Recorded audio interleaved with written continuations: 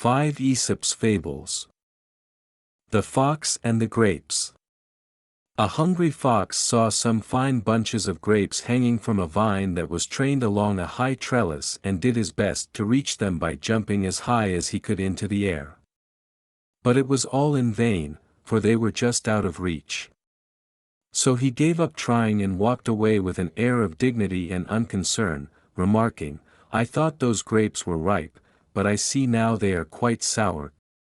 The Goose that laid the golden eggs. A man and his wife had the good fortune to possess a goose which laid a golden egg every day.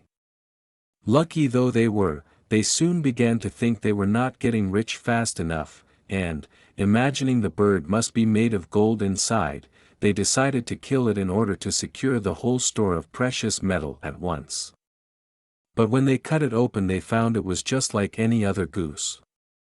Thus, they neither got rich all at once, as they had hoped, nor enjoyed any longer the daily addition to their wealth. Much wants more and loses all. The Mice in Council.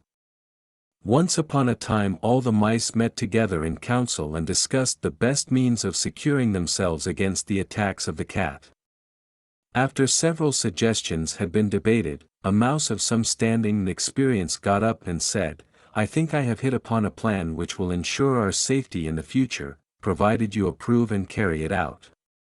It is that we should fasten a bell round the neck of our enemy the cat, which will by its tinkling warn us of her approach." This proposal was warmly applauded, and it had been already decided to adopt it, when an old mouse got upon his feet and said, "I agree with you all that the plan before us is an admirable one. But may I ask who is going to bell the cat?" The Fox and the Crow. A crow was sitting on a branch of a tree with a piece of cheese in her beak when a fox observed her and set his wits to work to discover some way of getting the cheese. Coming and standing under the tree he looked up and said, "What a noble bird I see above me. Her beauty is without equal, the hue of her plumage exquisite. If only her voice is as sweet as her looks are fair, she ought without doubt to be queen of the birds." The crow was hugely flattered by this, and just to show the fox that she could sing she gave a loud call.